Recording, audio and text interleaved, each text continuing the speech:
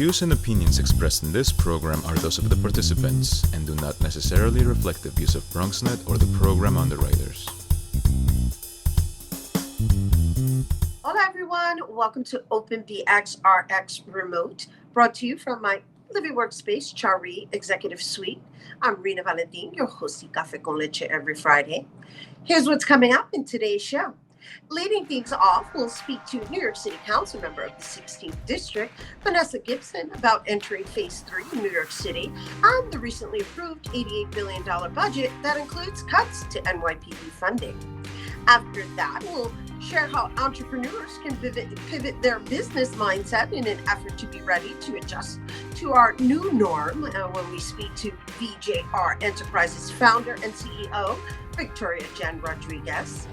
Then we'll learn the details behind the Bronx Arts Ensemble Summer Arts Online Education video series that includes everything from music, dance, yoga, and meditation for all. Later on in the show, Bobby C brings us an up-to-date with the latest headlines in the world of sports. And lastly, we'll be joined by Noel Hay, a saxophone player from Brooklyn, who will close us out performing What's Going On by Marvin Gaye. So, sit back y prepárate. All this and more is headed your way because now we are officially open.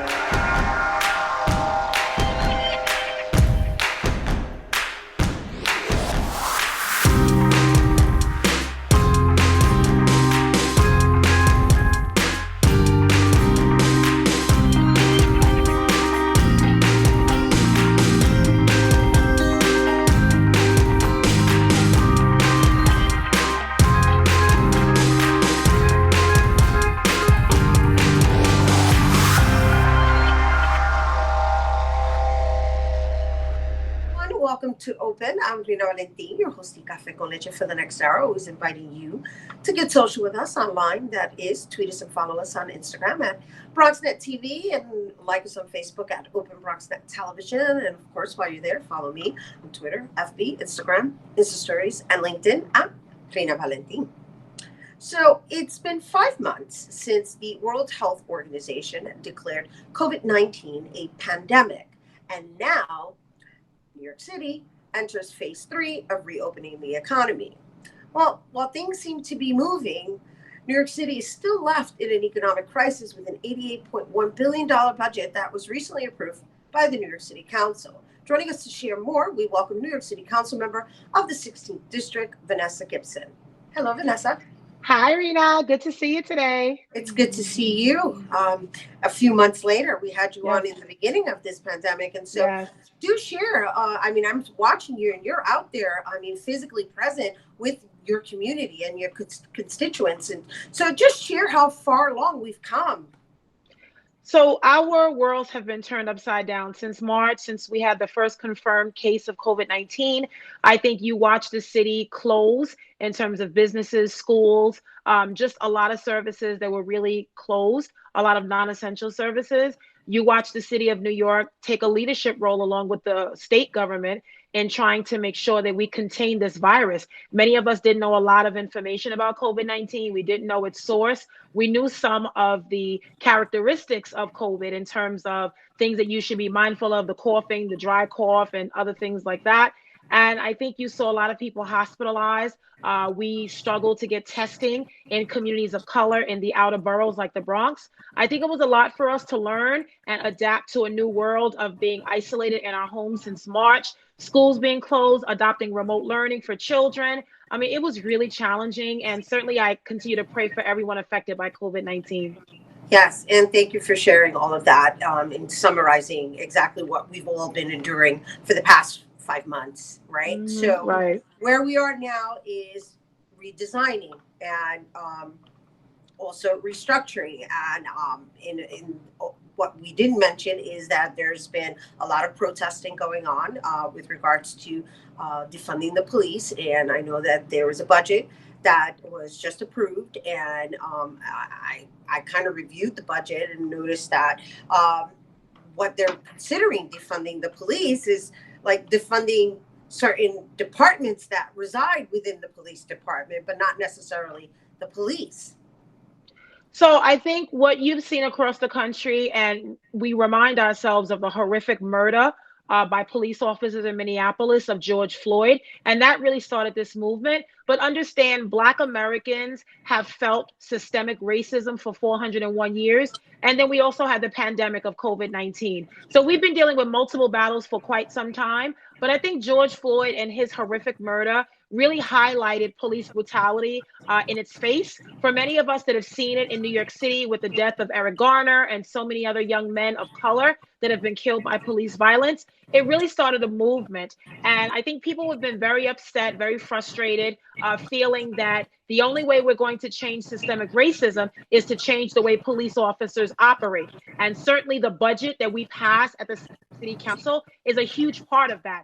Also, the legislative process as well, repealing 50A, the chokehold ban, prohibition, looking at so many measures where police officers are held accountable, but also supporting the police department. Let's be honest, a majority of New Yorkers want to see police in their streets, in their communities. They don't want to see abusive police and officers using excessive force, but they want to see police to feel safe. I think for many New Yorkers, we've equated safety with police officers and policing in general, but we have to redefine what police and public safety looks like in America and in New York City. And that means looking at school safety. It means looking at de-escalation. It means looking at de-escalation tactics that address these systemic issues that young people are facing, like poverty, and dealing with it not from a law enforcement perspective, looking at crisis management system and the anti-gun violence responders, looking at holistic services, trauma-informed care, healing centers. There's a lot that I think we can do and we should be doing. And as a result of this movement, New Yorkers spoke up. There were a lot of protesters and demonstrations because they really wanted to see a significant cut in the NYPD's budget. Now, how we got there is the question. Some agree, some don't. Some think we went too far. Some think it wasn't enough. I think you find a variation depending on what neighborhood you talk to and the residents you speak to. But at the end of the day, we got no support from the federal government. We were cut by Albany and their budget of $2 billion. We lost $7 billion in revenue as a result of COVID, and we had a $9 billion budget deficit. So when you put all of that together and there's no additional revenue, the only way you balance the budget are reserves, which we had. Thank goodness the council has pushed that, as well as cuts. Reserves and cuts is what makes up the $88.1 billion budget. Right. And so I was reviewing Mayor de Blasio's budget, the budget announcement.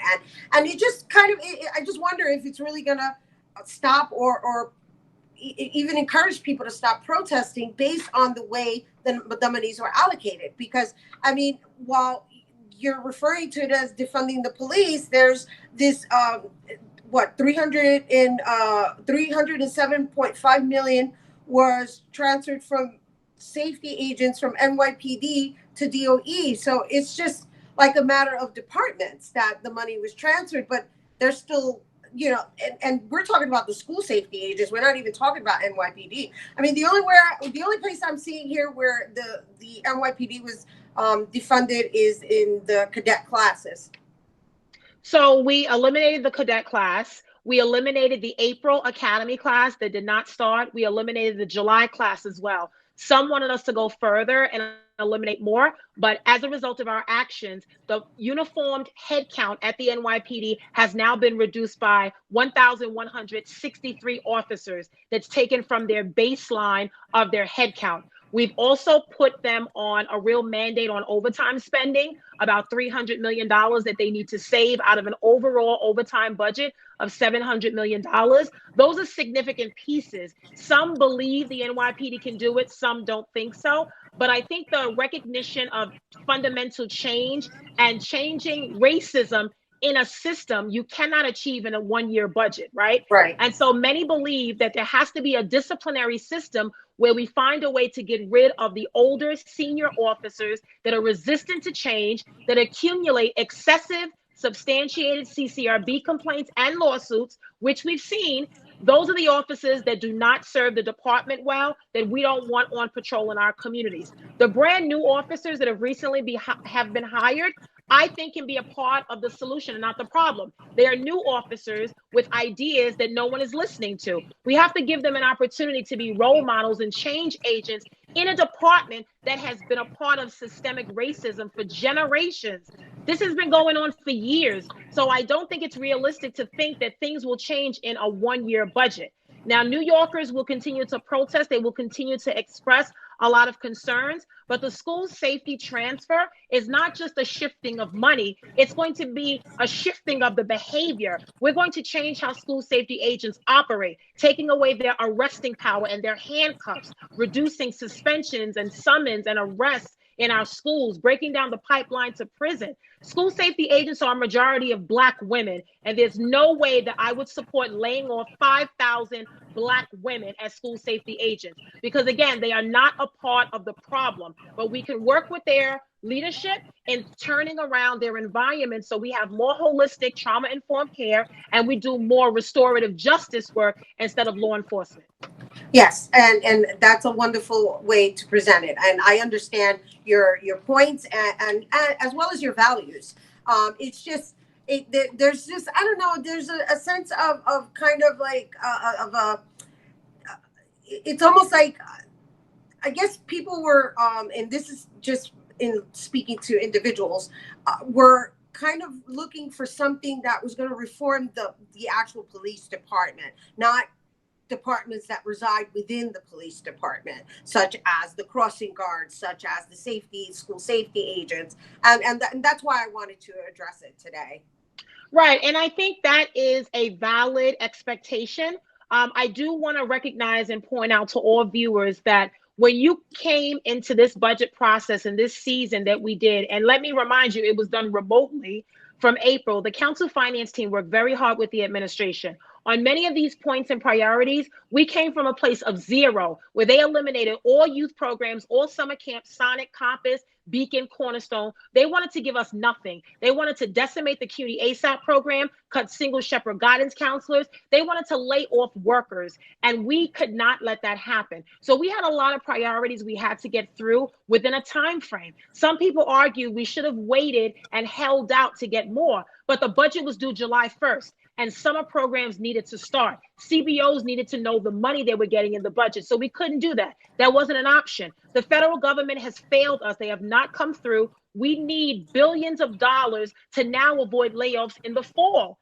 And we also need our colleagues in Albany to support us with the authority to borrow money. We didn't get that by adoption either. So we had all of these challenges that we were facing. And I think for many New Yorkers, again, you've seen some of the surveys and polls, New Yorkers want to see cops. They want to see a police presence. They want to see police do better. Everyone agrees on police reform. The challenge is how you get there. I simply do not believe that you can achieve systemic racism and overcoming that in a one-year budget. I just don't think it's possible. I think we have to find a way to work and change the disciplinary system to get rid of senior officers that don't want to change, that don't want to sometimes follow the new rules and new regulations of legislation that we've passed. Those are the problem officers that are using excessive force on our Black and brown New Yorkers. Now, you can't achieve that in the budget. That's just not possible, right? So I think, you know, it's a start. It's the floor and not the ceiling. And I think we have a lot more room to grow. We only have one more year with this administration. So my successor in the council, a majority of us are termed out. There's going to be a new wave of leadership coming into the city. And I pray that they take this to the next step. That's what should happen. And that's a wonderful way to end this segment. Basically, what she's saying to everybody is make sure you get out and vote. That's right. The young people are going to take over, and I'm happy to step aside and let them lead. Well, thank you. And thank you for giving us your time. Council member Vanessa Gibson, once again, for you guys, if you want to keep up to date on the ever-changing matters and the 16th District and Council member Vanessa Gibson, be sure to visit it's council.nyc.gov/district-16. It's quite the mouthful. Anyway, we have to take a quick break, but when we return, we'll talk business as New York City continues reopening. Don't go anywhere.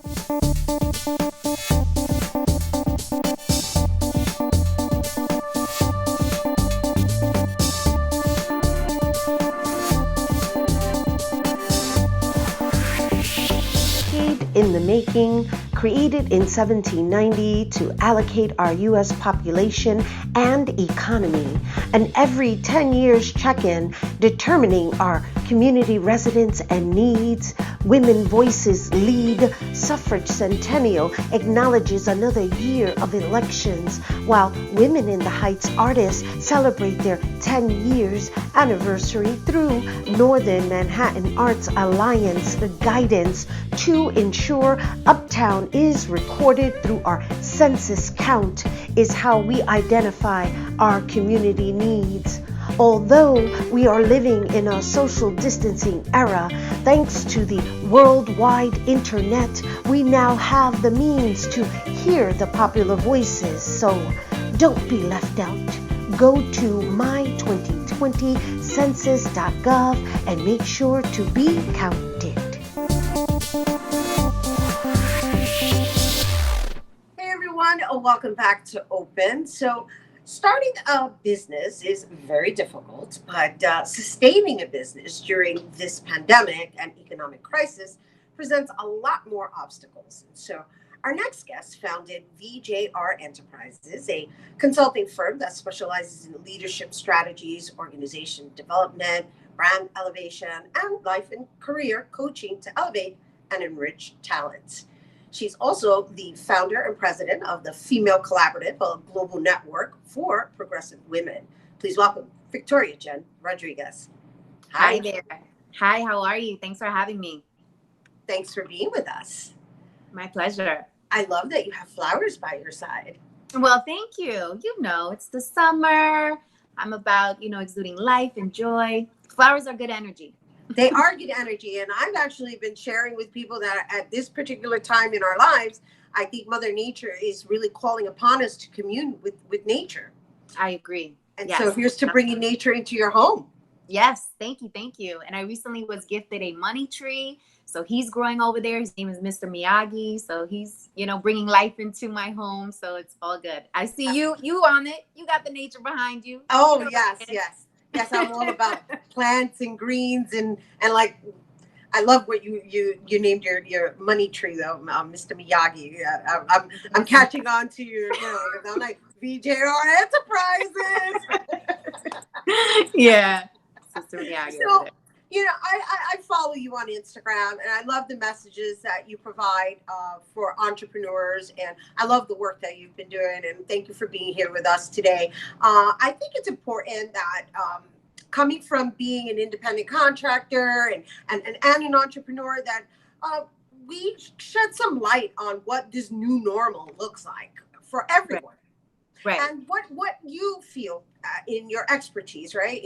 Being that you specialize in this area, what do you think people should be doing right now to prepare for this reopening that is currently in progress?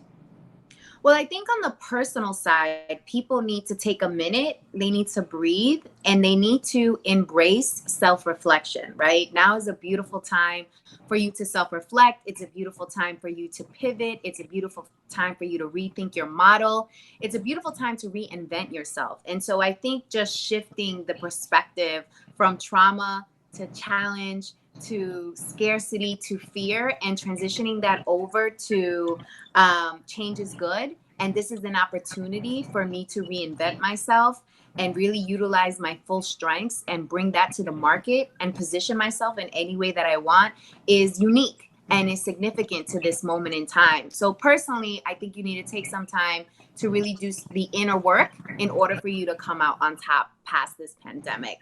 So that's interesting. That's a nice holistic approach to transitioning because prior to us even getting on air, I was sharing with you like the ones that are going to survive are the ones that are adaptable.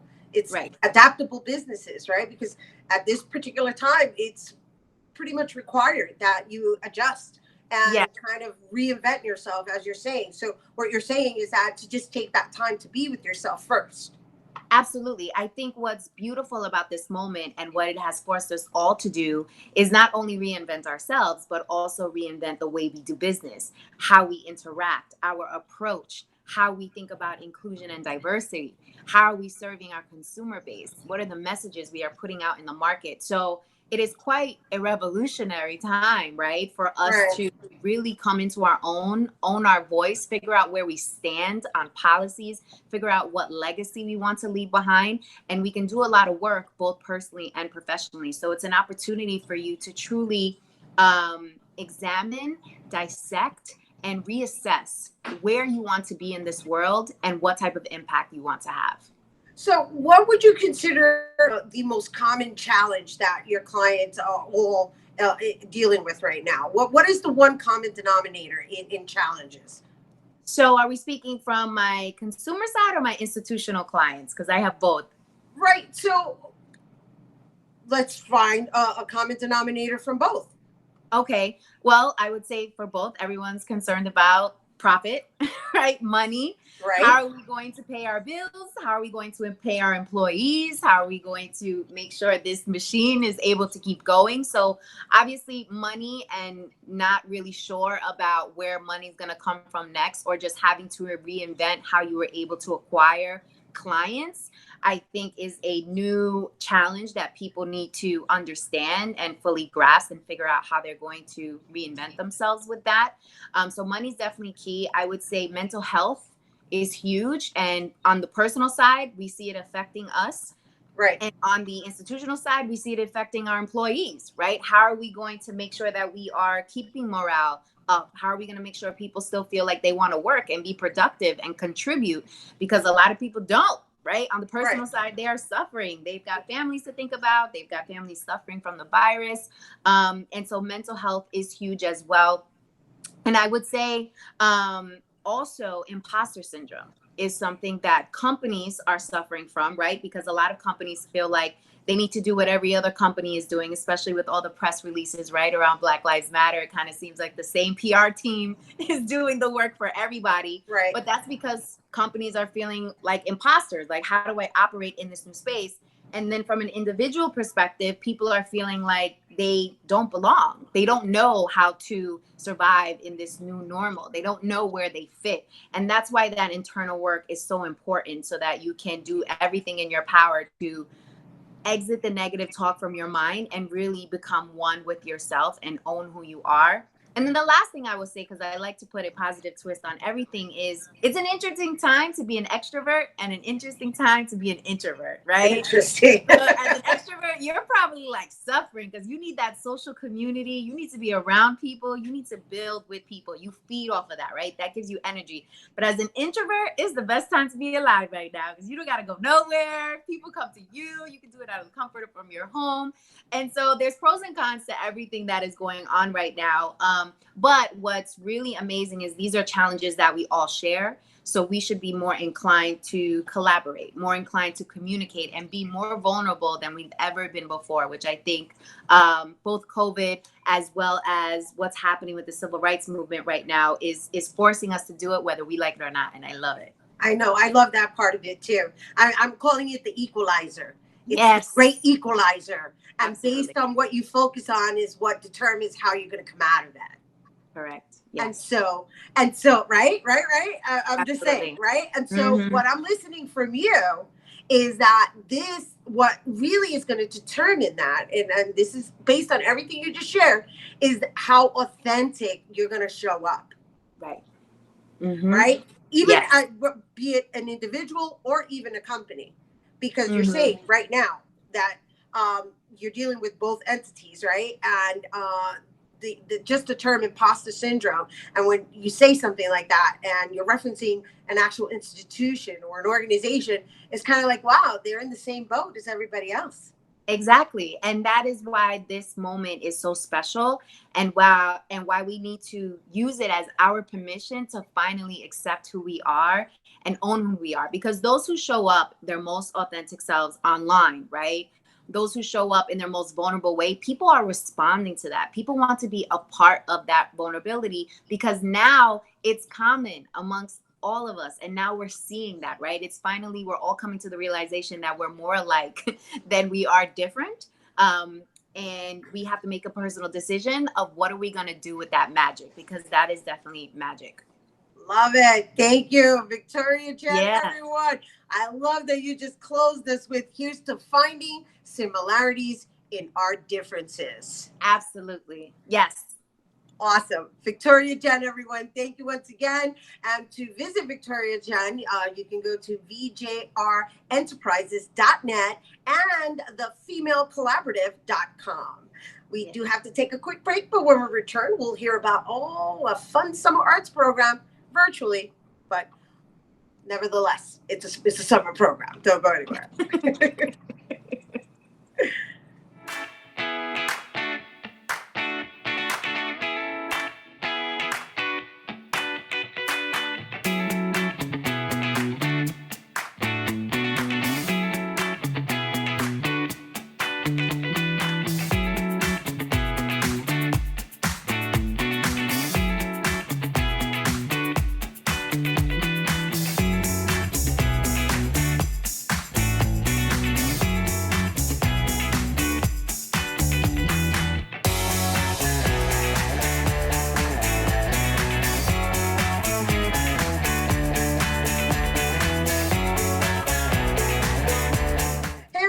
Welcome back.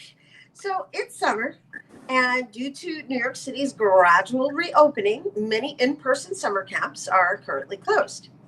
As a result to those closures, the Bronx Arts Ensemble is holding a virtual summer arts online education video series that will include fun activities such as West African drumming and dancing, hip hop dance, capoeira, yoga, and live meditation. So joining us to tell us more about the series, we welcome Bronx Arts Ensemble Director of Curriculum and Artist Development, Judith Insel. Hello, Judith.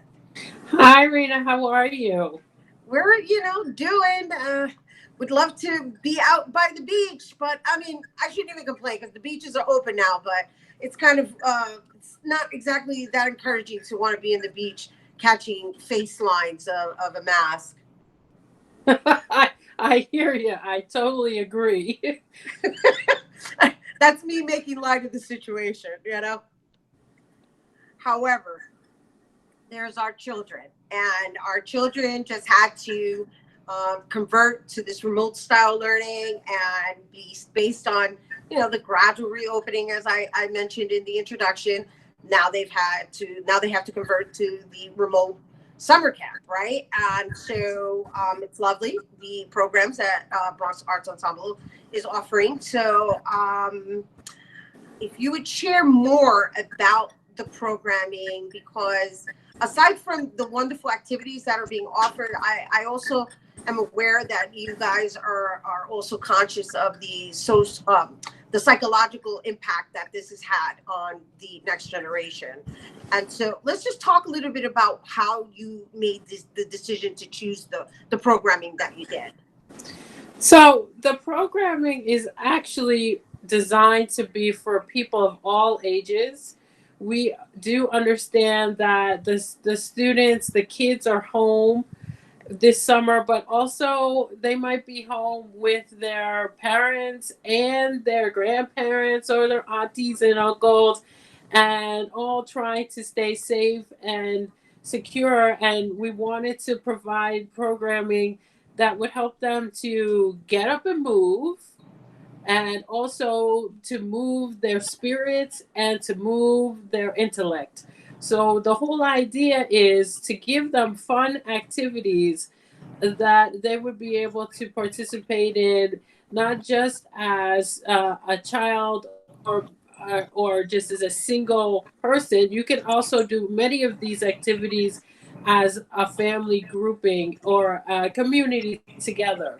So for us, it's really important for the programming that we put together that it also promotes being in a community of people that are experiencing really great art together.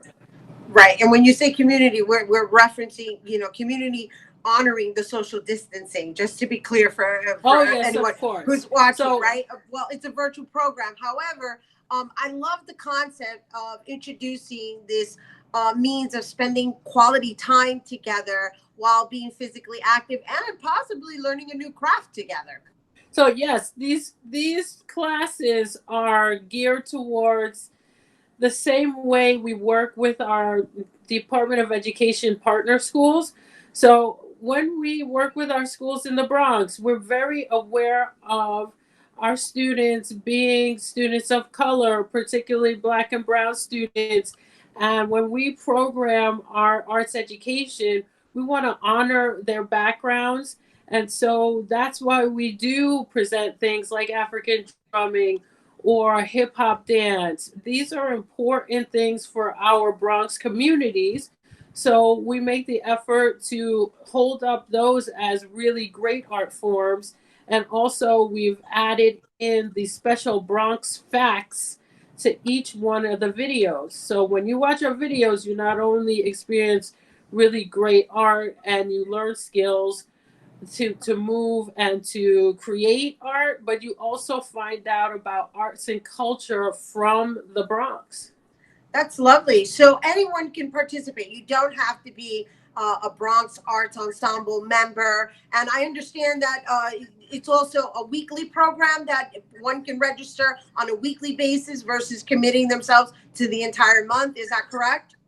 Yes, that's correct. We'll be adding different content every week for 4 weeks, starting this week and going through July. We want to give each person or the groups of families that come together to do this as a family grouping the opportunity to pick and choose which segments you want to be involved with. So most of the content there is standalone classes. So if you just want to take a class on hip hop, poppin', and breakin', you can take that one class all by itself and you will really learn the basic skills there. And then you decide whether you want to go on into the next one in the series to find out about other dances that are considered hip hop. Right. And then there's also, we want to make sure that we mention that there's also capoeira being offered, and there's yoga being offered, and meditation, which is where the psychological aspect of our wellness comes in. Yes, in the capoeira and the yoga, there's a lot of focus on your spirituality and your mindfulness, particularly in our yoga meditation practice session. That's going to be a special offering that is actually live on Fridays at 11 a.m. for 4 weeks in a row. So for 4 weeks in a row, you'll be able to come in with a special invitation into the meeting and have a yoga meditation practice with one of our fabulous teaching artist experts in the field. And also there'll be a community discussion for people to share out what their experiences have been. Right, but they should come prepared to do yoga, not to watch yoga. Oh no, it's live. We want you to be interactively involved with the skill. Yes, we want you to be ready to have a really mindful yoga practice during that hour.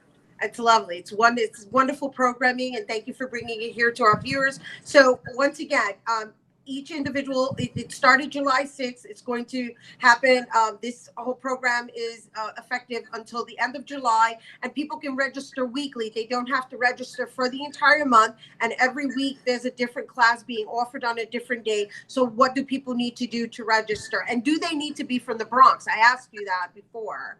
Oh no, you definitely don't have to be from the Bronx.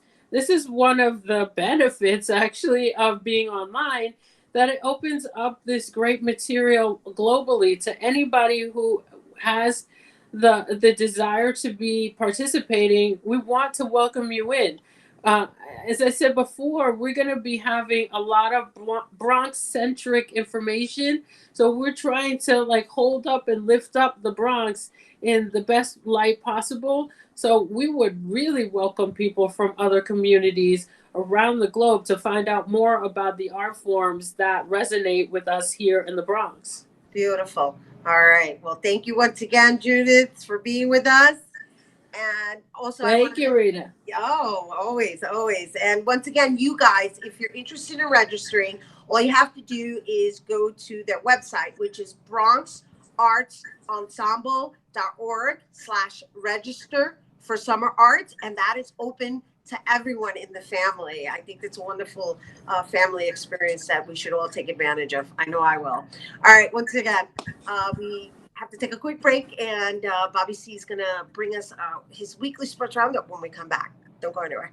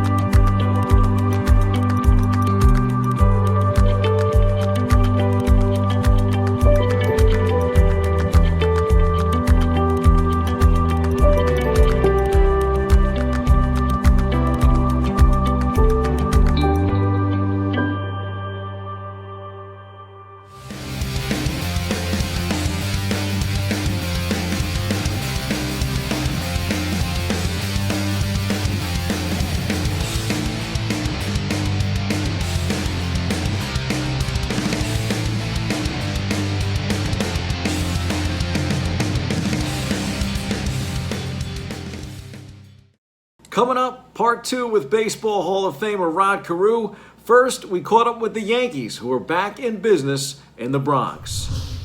Feels good to be back on the field. I was, kept inching, trying to, kind of push them on the regimen a little bit on what we could do because, my body was feeling great. And, I know we had a limited time to, get ready for the season because we never knew when it was gonna start. So, it's been about a couple of weeks, month. I'm not too sure, to be honest. The days, kind of blend together during quarantine. With the season being so short, this is really a one-stop shop of getting it right. So I think we have a good schedule down and a good formula to get it right. Certainly in this clubhouse, I think our mindset doesn't change regardless of how many games we have to play in order to reach that pinnacle. And so I don't anticipate us going about our business any different than that. The Bombers face the defending champion Washington Nationals in prime time on July 23rd. And now the man who batted .388 in his MVP season of 1977. I tell people all the time, in addition to being such a great baseball player, that you are a wonderful man, because every year when I get a chance to see you in Cooperstown, you're so great with the fans, walking up the street there in Cooperstown, signing autographs, taking pictures, and you're always so nice to everyone. It's really been great to have the opportunity to connect with you in Cooperstown. And as I mentioned, I think it's sad that certain things right now are not going to be able to go down this summer. I'm going to miss being in Cooperstown and miss seeing you, but I'm definitely looking forward to bigger and better days, especially when it comes to the return of baseball and possibly things like the pandemic maybe subsiding at some point. The great thing about being in the Hall, it's one of the greatest fraternities in the world. And when I was, elected and I went up to do my speech, Bobby Doerr, who was a former second baseman, came up to me and he says, "Rod, welcome to one of the greatest fraternities in the world." And it is, because it's a special place for all of us as kids playing this game and playing consistently. We never thought about the Hall of Fame. We just thought about going out and doing our jobs and being consistent with it. And eventually it came to all of us, to Mickey and Sandy and Jackie and Roy, all the great players that have played the game. They will always say to you, "I didn't play this game to to go into the Hall of Fame. I played it because it's a little boy sport," like Roy Campanella said. And, I had a lot of fun doing that. And you're actually in 4 Hall of Fames, because it's not just the Twins and the Angels and the Baseball Hall of Fame, but you're also in the Caribbean Hall of Fame as well. Well, they finally got me in there. They have invited me quite a few times to, come back to the ceremonies. But you know what? I'm so afraid to fly that when I don't have to go someplace, I'm keeping my feet on the ground. And that's one of the reasons. But, I'm honored. I'm honored that Latin American Baseball has decided to include me in their Hall of Fame also. Now, Rod, in addition to that, you also have a new book that's out from Triumph Books titled One Tough Out, Fighting Off Life's Curveballs. So personally, you've endured really an incredible career outside of the good stuff. You had an abusive father when you were growing up. As you mentioned, poverty and racism. You lost a daughter to leukemia. You had a heart transplant. So what made you decide now that you wanted to share your story? My youngest daughter, who passed away with leukemia. When we were checking her into Children's Hospital here in California, and she saw all these kids in the hallways kicking soccer balls and hockey with hockey sticks, and they're pulling their poles around, and these kids were laughing and having a good time. So she kind of come right up next to me and she says, "Dad," she says, "no matter what happens to me, you've got to try and help all these kids make a go at it." And she said that to me because during my career, I wasn't very vocal with the press. I stayed away from the press because I felt, every time I said something, they made big news out of it, and I didn't appreciate it. So she got me out of my little box of quietness, and she said, let your voice be heard, Dad, because people will listen to you.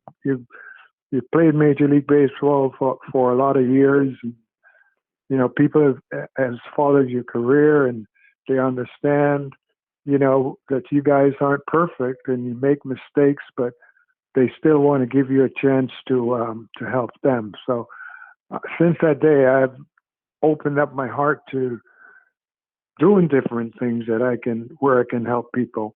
And Jackie Robinson was my childhood hero, and like Jackie says, when you can take time to do something to someone's life, that's a great trait that maybe God has given me. Well, Rod, you've had really such a remarkable life, a remarkable story, and it's all captured here in this new book. It's a great read. It's available through Amazon, Barnes & Noble, and TriumphBooks.com. It's really been great to have you on the show, and I'm hoping that our fans that are tuning in go out and cop the book because it's a really great read. Well, thanks so much. And one of the main reasons of the book was to talk about the heart conditions that, continue to kill so many people in this country, and it's the number one killer of men and women. So, we have to pay attention to these things. We have to pay attention to our health and be thankful that God has given us the opportunity to have good times and bad times, but that knowing that He's always going to be there for you. And He has our lives planned out from the day we were born. He knows exactly what we're going to do, where we're going to end up, and what we're going to do with our lives. So my part, I guess, is helping people. And I played with a great guy, by the name of Harmon Killebrew. And he always used to tell me, he used to call me Junior. And he says, Junior, it doesn't cost anything to be nice. So when you meet someone, be nice to them, be nice to the fans. And that's what I try to do. That's the way I try to lead my life today. It's always great to have you around and to chat with you about the game. And like I said, it's been great to see you in person every summer. I'm hoping that comes back around very soon. I do too. I really do, because I miss it this year. I've been to just about every one of them since I was elected to go. and I try to be there and respect all the players that are coming in and the ones that are waiting.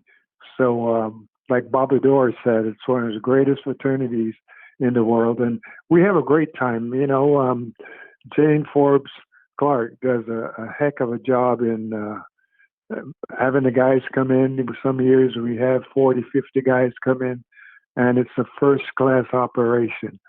And then at the end of the induction, we have a dinner that it's for all Hall of Famers.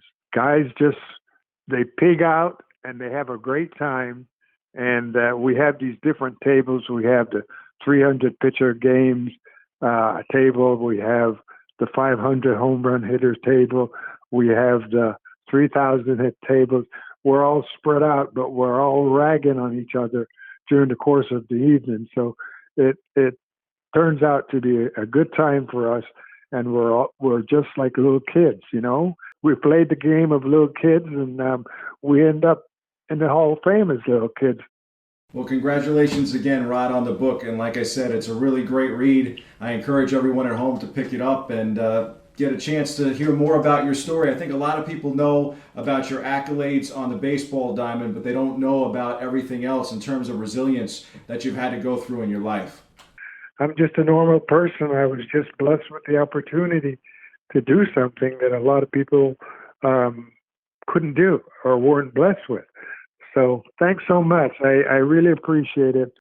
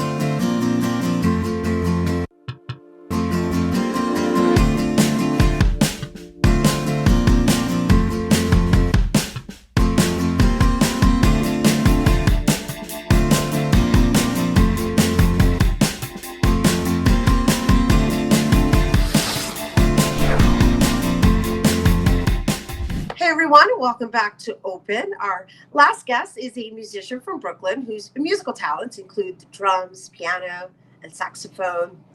He was inspired to play the saxophone by its sweet sounds on the radio, and since has been playing the saxophone for 7 years. His motto is all about creating a unique experience within different generations. Please welcome Noel. Hey. Hey. Hey, hey. Hey, I like the energy. All right. Well, welcome. Hey, how you doing today? I'm good. We're good. You know, as good as it gets. But you know, I did a nice little introduction. Everybody's going to get a little taste of your saxophone flavor after this interview. However, let's talk about the impact everything's been having on your career as a musician. Right. I mean, so for COVID-19, his 2020 has been a year. Definitely, a lot of people died. A lot of like Kobe. A lot of prominent people. The whole coronavirus. All the stuff that's going on with the movement for Black Lives. Right. But in terms of COVID as a musician, I could say it has its pros and cons. But this time period has definitely taught me how to think smarter. And it's also made me more resilient. So I would say I'm a person who likes to find like a plan B. So when I hear that something bad is happening, I don't think negative. I try to see how can I get some positive light out of it. So this has taught me ways to set up to have virtual events online, because a lot of families were home with their significant others or with their children.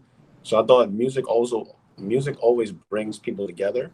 So I hosted, for an example, I hosted a virtual Mother's Day concert where I did like 5-minute performances for different families for mothers on Mother's Day, and I got paid for it. Nice. It was an idea I just randomly thought about, and everybody was like, "Wow, that's so dope!" Like, No, it's great. We just actually had a segment in which we were discussing the importance of pivoting your business, right? And so just because you're a musician and because you are offering this service for Mother's Day, do you find that you're reaching a broader audience now? In terms of COVID, or just in terms of what you're doing. I mean, obviously we're all dealing with COVID right now, right. And we're all kind of being forced to kind of like reinvent and aside from surviving, also in deal with the current circumstances that are being brought into the forefront.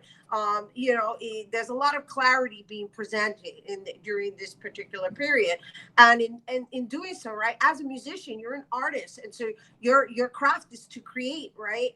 Be it, even if you're playing covers, it doesn't matter. It requires you to pick up that saxophone and blow air into it, and also be in the space of gratitude that you have air to breathe, right? Because that's what's being challenged right now. Right. That's true. And so what I'm asking is that in this reinvention and in this outreach that you're doing, based on what you just did recently in May for Mother's Day, do you find that you're reaching a broader audience? Like, do you find that you're communicating with a different audience that you would normally be communicating with had you just been out performing at gigs? Right. So to answer that question, I would definitely say yes. In terms of, because I measure a lot of algorithms on social media, I look at that stuff when I promote myself.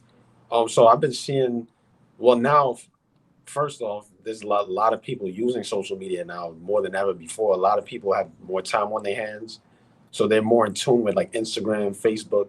So I feel like this is the perfect time to bring my content there. And a lot of people have been getting back to me saying, oh, and people from all different types of races, Black, white, Hispanic, Asian, have been commenting on my work and saying, oh, they would like to use my services for their events, whether it be virtual or they have social distancing going on. So that's awesome. Thank you so much. Awesome. Yeah, that's what it's about. So before we go, really quickly, let's talk about the song that you're going to be performing for us. Especially because it's so appropriate for today's. Definitely. Definitely. So yeah, What's Going On by Marvin Gaye. Marvin Gaye is one of my favorite artists. He has made a lot of great music. But What's Going On is a song that stuck out to me because I wanted to see how I can support the movement in a way that is special to me. So my passion is music. So I decided to make a cover to it, and a lot of people were touched by the song.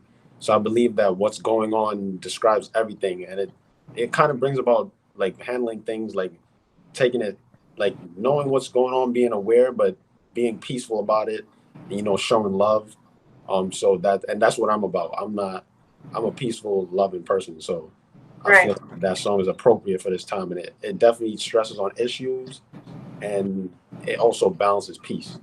Beautiful. I love it. Thank you. Thank you for bringing it here to our viewers. I love what you're saying, because basically you're resisting through in a loving manner. Your protest is through love. I love it. Right. Awesome. Noel, hey everyone. Hey. Hey, I like it. All right, you guys, we have to take a quick break, but when we return, don't go anywhere, because Noel, he's going to perform What's Going On with his saxophone. Yes.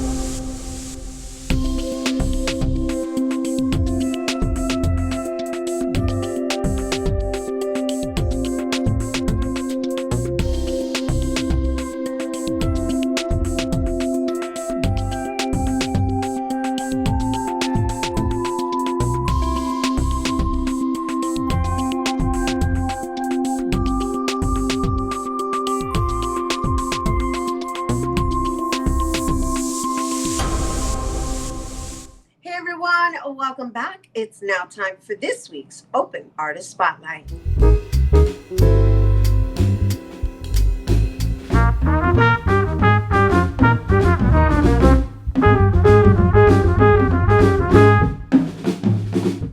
Here now to perform What's Going On by Marvin Gaye, please welcome saxophonist Noel Hay.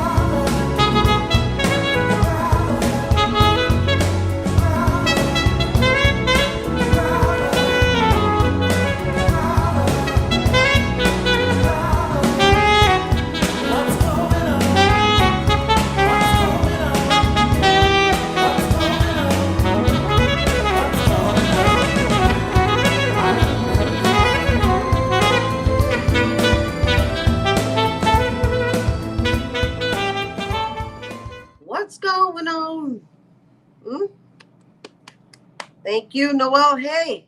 All right, you guys, check him out on Instagram at saxman_Noel.